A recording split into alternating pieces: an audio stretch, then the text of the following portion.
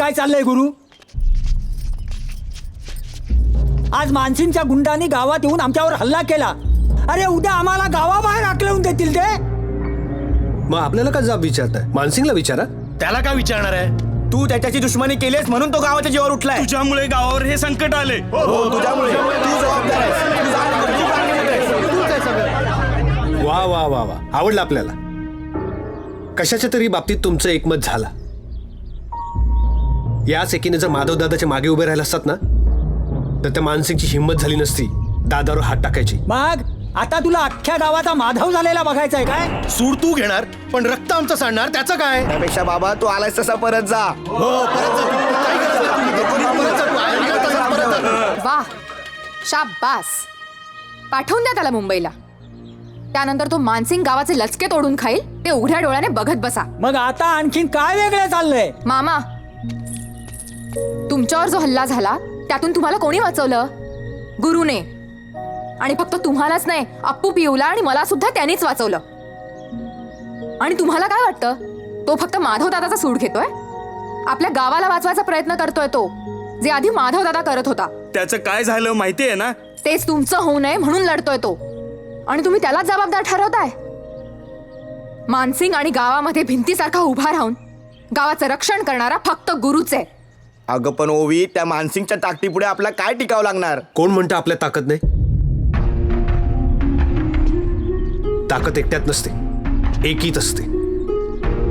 एक चाक काही कामाचं नाही, पण दोन चाकं एकत्र आली की सायकल चालते. चार चाकं एकत्र आली तर गाडी चालते. भरपूर चाकं एकत्र आली की अख्खी ट्रेन चालते. मोबाईलमध्ये एक कांडी असेल ना तर नेटवर्क लोचा मारते, पण सगळ्या कांड्या एक साथ असतील ना तर फुल ऑन नेटवर्क. ही जमीन आपली आहे, कोणाच्या बापाची जागीर नाहीये, हे सांगण्यासाठी तरी आपण एकत्र यायला पाहिजे. म्हणून आपण बोलतो, असेल साऱ्यांची साथ तर कशाला उद्याची बात.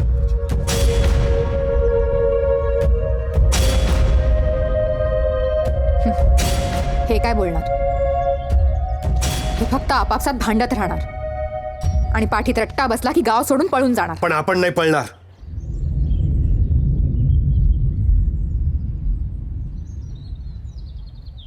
आपण बघितलंय महेशचा जीव जाताना.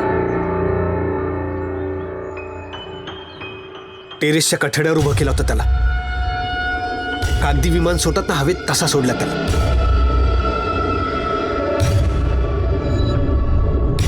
माधव दादाला घरातून बाहेर काढला आणि मारलाय.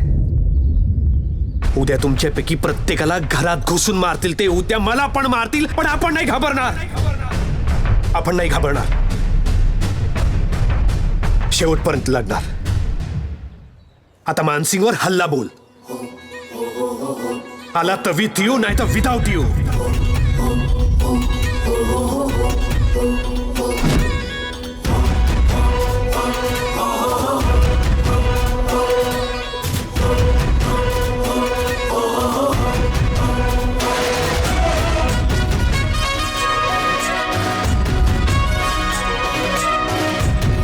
गुरु,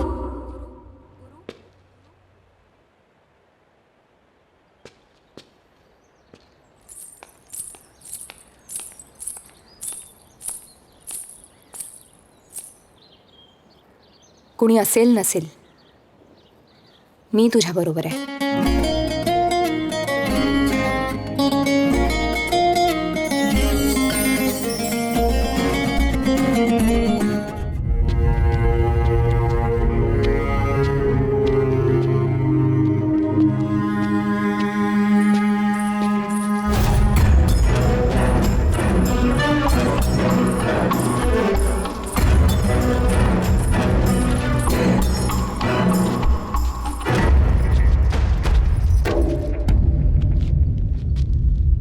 सगळ्यांनी तुला माफ केलंय गुरु. का? तर आमच्याकडे पर्यायच नाही. आमची हक्काची लढाई लढायला आम्हाला एक हिरो हवा होता, आणि तो हिरो आम्ही तुझ्यात बघितला. जेव्हा आम्हाला सगळ्यात जास्त गरज आहे तेव्हाच तू माफी मागून मोकळा झालास. आम्ही आमची हक्काची जमीन सोडून भलतीकडेच जाऊन राहणार. मिळेल ती मदत गोड मानून आयुष्य जगणार. का? तर आमच्याकडे पर्यायच नाही. नव्या ठिकाणी आमच्या दवा पाण्याचे, नोकरीचे, पोरांच्या शिक्षणाचे हाल झाले तरी ठीक आहे. आमचं नशीब मानून जगू आम्ही. अरे गुरु, ज्या मातीत आमच्या पिढ्यानपिढ्या जगल्या त्या मातीपासून वेगळं कसं होणार?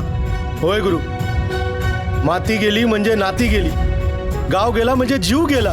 तुझ्यामध्ये आम्हाला आमचा महेश दिसला गुरु, चांगल्यासाठी सगळ्यांचा जीव टाकणारा. आम्ही सगळे शेवटच्या श्वासापर्यंत तुझ्या सोबत असू. आता नाही तर कधीच नाही गुरु.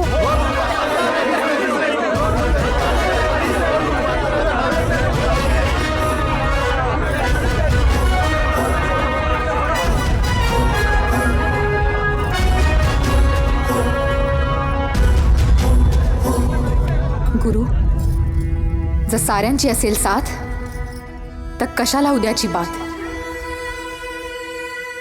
काहीतरी कर गुरु. उद्या मुख्यमंत्री येऊन गेले की आम्ही रस्त्यावर येणार.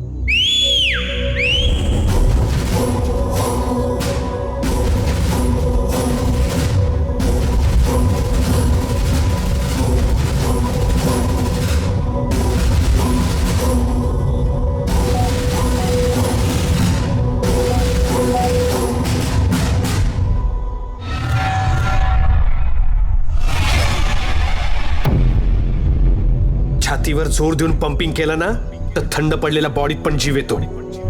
असा शेवटचा पंपिंग आपल्याला करायचा आहे. मागे हटायचं नाही. अख्ख्या गावाने मिळून दाखवून द्यायचंय ही जमीन आपली आई आहे आणि हिची नाळ आपण तोडणार नाही. काय काय लक्षात असू द्या. असेल सारांची साथ तर कशाला उद्याची बात.